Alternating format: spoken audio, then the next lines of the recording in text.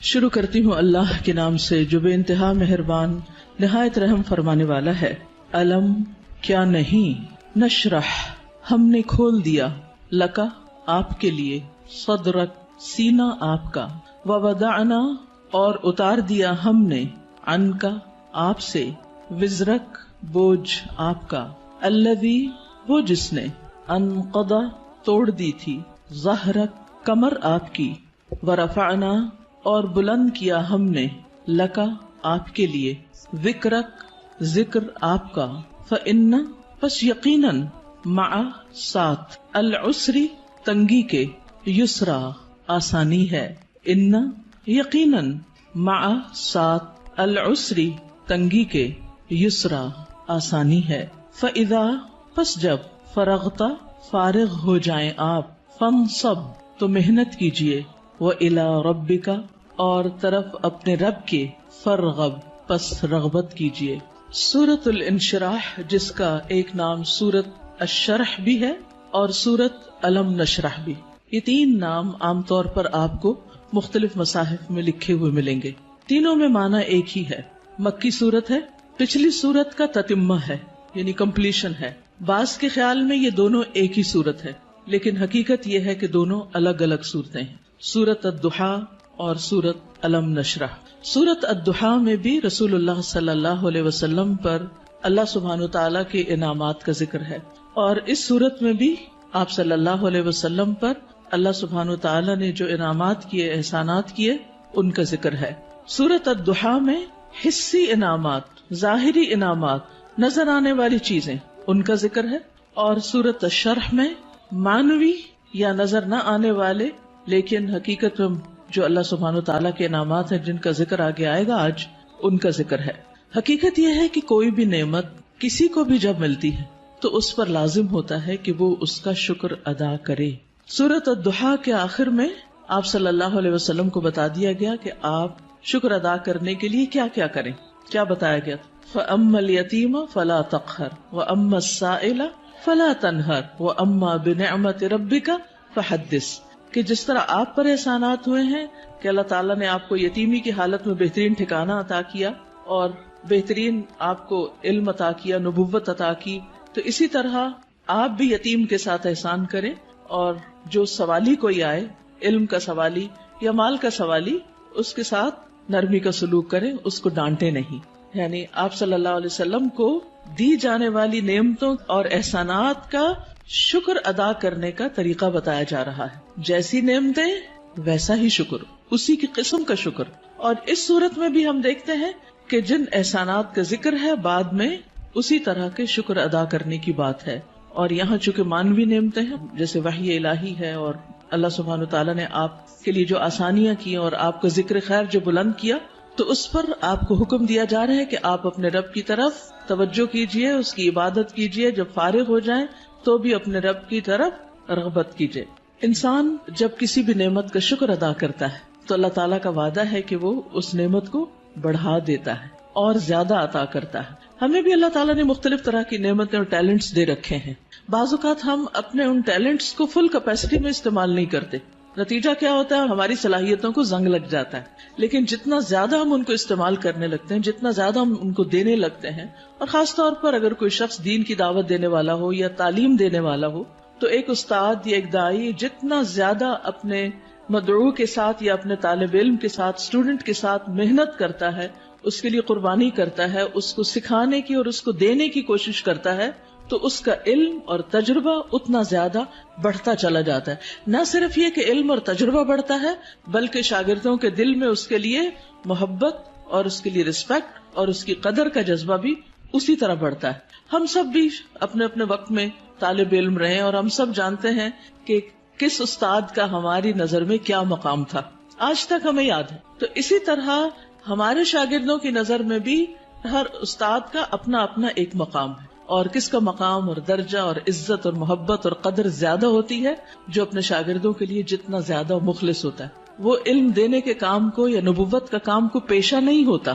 یہ ایک اللہ سبحانہ وتعالیٰ کی نعمت کا، اللہ تعالیٰ کے اس احسان کا کہ اس نے ہمیں یہ سب کچھ عطا کیا، اس کا شکر ادا کرنا ہوتا ہے، اظہار نعمت کرنا ہوتا ہے، اس کو شیئر کرنا ہوتا ہے، دوسروں کے ساتھ بانٹنا ہوتا ہے. اور انسانوں کی تعلیم و تربیت اور انسانوں کو کچھ بنانا یہ دنیا کا سب سے بڑا کام ہے. کیونکہ مادی چیزیں، پتھر توڑ کے گھر بنانا، کوٹ کے بجری سڑکیں بنانا، یہ بھی ایک کام ہے جو نظر آنے والی چیزیں ہیں، لیکن وہ تو ہمارے لیے مسخر ہیں، مطیع ہیں، فرما بردار ہیں. ہم جہاں چاہیں ان کو لگا دیں، جس طرح چاہیں ان کو رکھ دیں. لیکن انسان اتنی آسانی سے بات سننے والے نہیں ہوتے. ان کو مولڈ کرنا اور ان کو گھڑنا اور ان کو کچھ بنانا اور ان کو سنوارنا اور ان کو نکھارنا، جو نبی صلی اللہ علیہ وسلم کے فرائض منصبی میں سے تھا.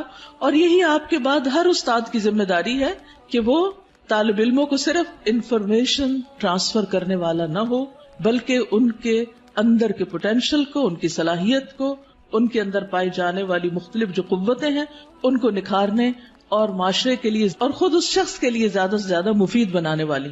اور یہ کام والدین کے بعد استاد ہی کرتا ہے اور یہ اس کی بہت بڑی ذمہ داری ہوتی. تو اس پس منظر کو سامنے رکھتے ہوئے ہم اس سورت کا انشاءاللہ مطالعہ کریں گے کہ ہمیں کیا کرنا ہے. سوال یہ پیدا ہوتا ہے کہ کیا یہ احکامات جو اس سورت کے اندر آئے ہیں صرف نبی صلی اللہ علیہ وسلم کے لیے خاص ہیں یا اس کے بعد ان لوگوں کے لیے بھی جو آپ کے طریقے پر چلنے والے ہوں اور آپ ہی کے کام کو آگے لے کر بڑھنے والے ہوں. تو حقیقت یہ ہے کہ یہ سب کے لیے ہیں، آپ کے لیے خاص اور ہمارے لیے عمومی طور پر. تو آئیے دیکھتے ہیں سورت کو. اللہ سبحانہ وتعالیٰ فرماتے ہیں الم نشرح لک صدرک. الم کیا نہیں، سوالیہ انداز ہے اور یہ یقیناً کے معنوں میں ہے، قد کے معنوں میں. نشرح ہم نے کھول دیا. شرح کا لفظ ہوتا ہے کسی چیز کو چھوٹے چھوٹے ٹکڑے کر کے، جیسے گوشت ہے تو گوشت کے چھوٹے چھوٹے سلائسز کرنا، اس کو کاٹنا. تشریح سرجری کے لیے بھی آتا ہے. الم نشرح کیا ہم نے کھول نہیں دیا، لکا آپ کے لیے، آپ کی خاطر، کیا صدرک آپ کا سینہ، کیا ہم نے آپ کی خاطر، آپ کے لیے آپ کا سینہ کھول نہیں دیا، آپ کے دل کی تنگی کو دور نہیں کر دیا. اگر دیکھا جائے تو دنیا میں پائی جانے والی نعمتوں میں سے سب سے بڑی نعمت یہ ہے کہ انسان کو شرح صدر، سینے کی وسعت، دل کی وسعت، دل کا اطمینان نصیب ہو. ڈپریشن کیا ہے؟ دل کا گھٹنا، سینے کا تنگ ہونا، اندر کی تنگی، شح، بخل، انسان کے اندر کی ایسی کیفیات کہ نہ وہ اپنے سے راضی اور خوش اور نہ کسی اور سے. اللہ سبحانہ وتعالیٰ نے ہمارے دل کو ہر چیز سے مختلف بنایا ہے. باقی جتنی بھی چیزیں ہیں ان میں جب ہم کچھ ڈالتے ہیں تو وہ بھر جاتی ہیں، تنگ ہو جاتی ہیں. لیکن دل اگر نرم ہو تو اس میں جتنی بھی علم اور حکمت اور خیر کی چیزیں ڈالی جائیں وہ اتنا ہی زیادہ وسیع ہوتا چلا جاتا ہے، اتنا ہی زیادہ کھلتا چلا جاتا ہے، اتنا ہی اس میں انبساط آتا ہے، اتنی ہی زیادہ اس میں خوشی اور اطمینان آتا ہے. تو یہ ایک بہت بڑی نعمت ہے اور یہ مانوی نعمت ہوتی ہے، ٹینجیبل نہیں ہوتی کہ آپ چھو کے دیکھ سکیں کہ کیا ہے. پچھلی صورت میں ٹینجیبل نعمتیں تھی لیکن یہاں مانوی نعمتوں کا ذکر ہے.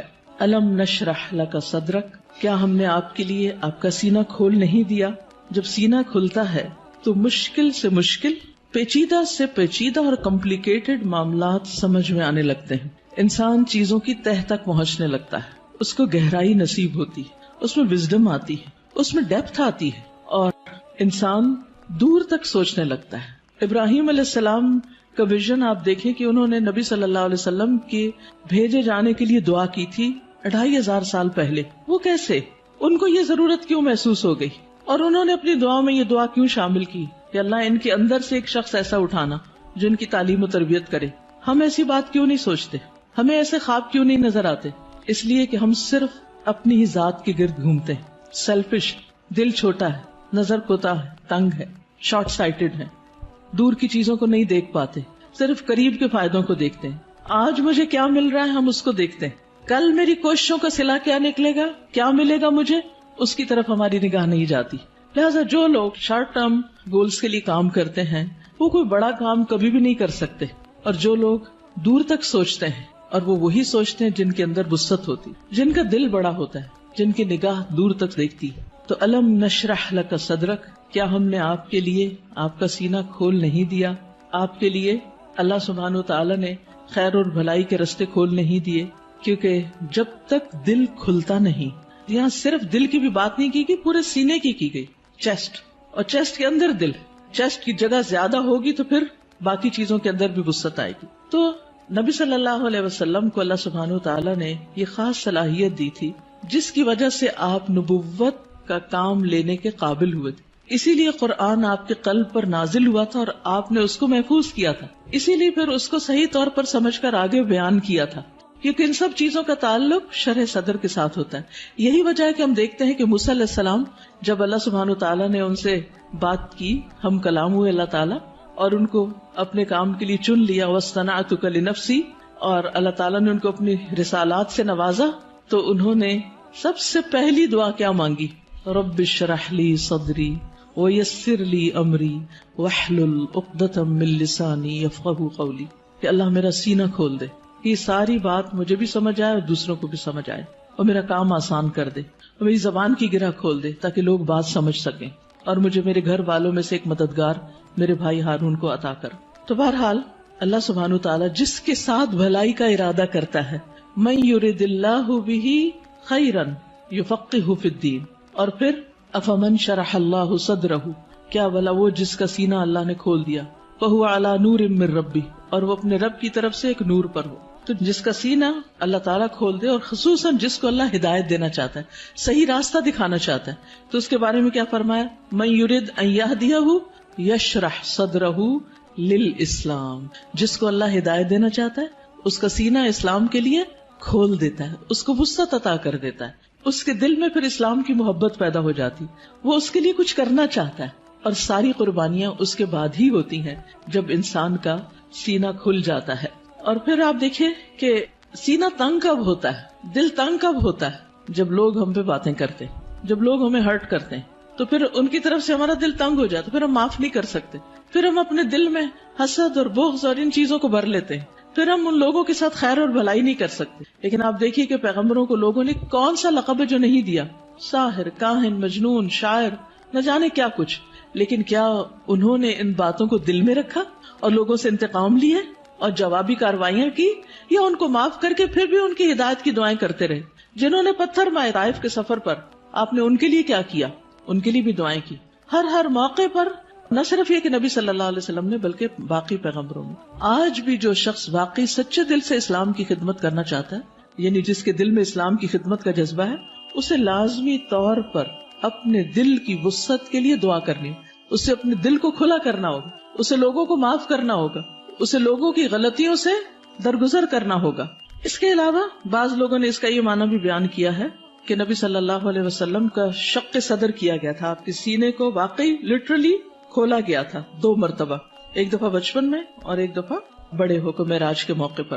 اور اس میں کیا ہوا تھا کہ آپ صلی اللہ علیہ وسلم کے پاس جبریل آئے، انہوں نے آپ کا سینہ کھولا، ساتھ ان کے سونے کا پیالہ تھا جس میں زمزم کا پانی تھا، آپ کا دل نکالا گیا اور پھر اسے زمزم کے پانی سے دھویا گیا اور واپس اس میں ایمان اور حکمت بھر کے اندر رکھ دیا گیا.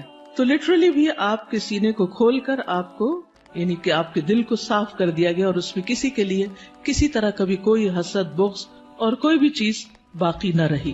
اور آج اسی چیز کی ہم سب کو بھی ضرورت ہے کہ ہمارے دلوں میں کسی کے لیے کوئی نفرت اور کوئی بھی حسد اور بغض نہ ہو، لوگوں کو معاف کرنا جانے اور خوش رہیں، مطمئن رہیں.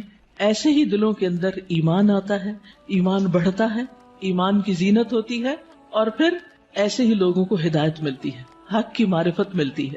تو الم نشرح لک صدرک، جب سینہ کھلتا ہے تو انسان تقدیر پر بھی راضی ہو جاتا ہے. انسان چھوٹی چھوٹی باتوں کو لے کے بیٹھ نہیں جاتا، انسان اپنے وقت کو ضائع نہیں کرتا، انسان تقدیر پر راضی ہو جاتا ہے. انسان کا پھر عبادت میں دل لگتا ہے، عبادت کی طرف لپکتا ہے، عبادت کی طرف دوڑتا ہے. نماز پھر قرۃ عین لگتی ہے، آنکھوں کی ٹھنڈک لگتی، نماز پھر بوجھ نہیں لگتی، اللہ تعالیٰ کے کسی بھی حکم کو اپنانا مشکل نہیں لگتا. اور یہ صرف اس وقت ہوتا ہے جب انسان کا سینہ کھل جاتا ہے. الم نشرح لک صدرک، اور پھر کوئی بات سمجھنے میں رکاوٹ نہیں آتی. انسان بنا کہے دوسروں کی باتیں سمجھنے لگتا ہے، اسے دوسروں کی ضروریات نظر آنے لگتی ہیں، وہ دوسروں کی کیئر کرنے لگتا ہے. دوسری نعمت جس کا ذکر کیا گیا، وَوَضَعْنَا عَنْكَ وِزْرَكَ، اور ہم نے اٹھا دیا آپ سے، ہٹا دیا آپ سے، وزرک آپ کا بوجھ. وضع ان کا مطلب ہوتا ہے کسی چیز کو اٹھا لینا، اور وزر کہتے ہیں بھاری بوجھ کو. اور وزر قرآن مجید میں گناہ کے معنی میں بھی آتا ہے، غم کے معنی میں بھی۔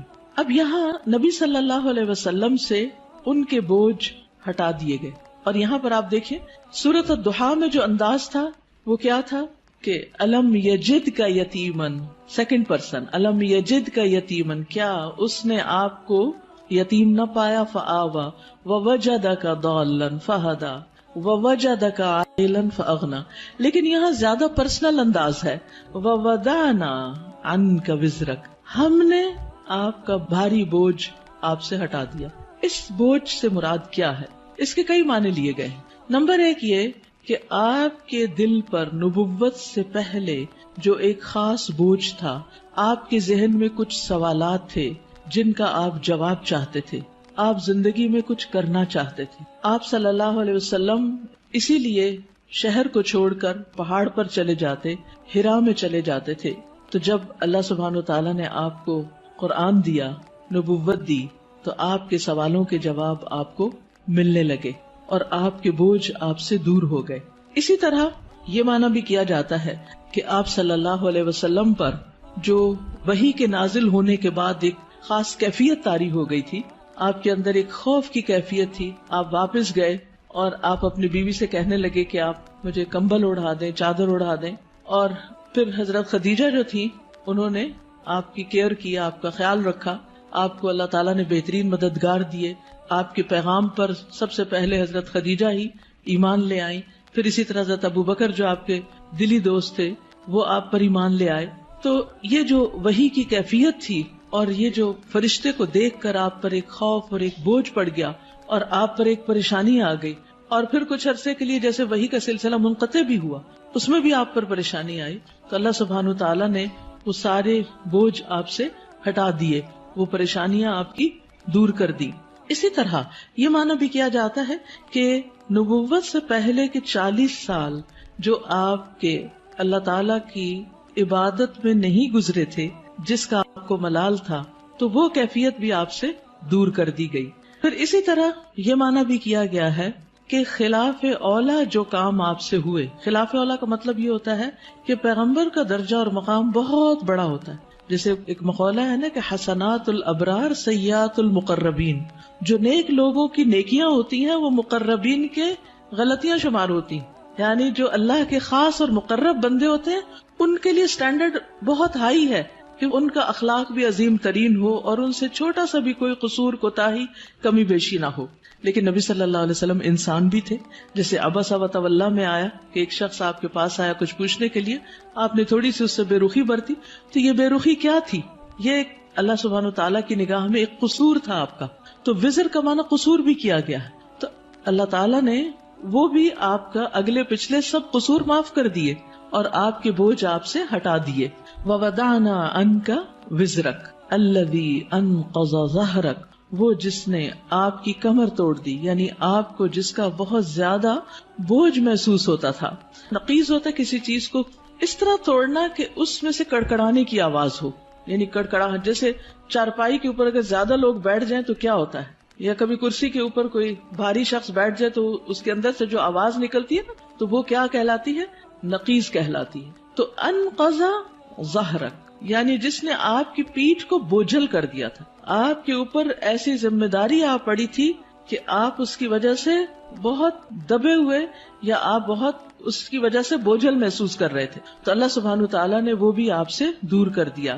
وَرَفَعْنَا لَكَ ذِكْرَكَ، اور آپ کا ذکر خیر بلند کر دیا، یعنی آپ کو شہرت عطا کی، آپ کو بلندی عطا کی، نہ صرف یہ کہ آپ کو بلکہ آپ کے ذکر کو، یعنی آپ کے نام کو، آپ کے مقام کو، آپ کے درجے کو بہت بلندی ملی۔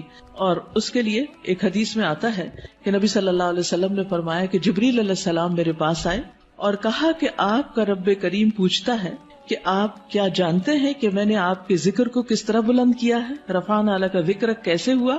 میں نے جواب دیا کہ اس حقیقت کو اللہ تعالیٰ ہی بہتر جانتے ہیں۔ تو اللہ تعالیٰ نے فرمایا کہ آپ کے ذکر کی بلندی کی کیفیت یہ ہے کہ جہاں میرا ذکر کیا جائے گا وہاں آپ کا بھی ذکر کیا جائے گا، یعنی نبی صلی اللہ علیہ وسلم کا ذکر بھی۔ اور اسی لیے ہم دیکھتے ہیں کہ جب ایک شخص مسلمان ہوتا ہے تو کیا پڑھتا ہے؟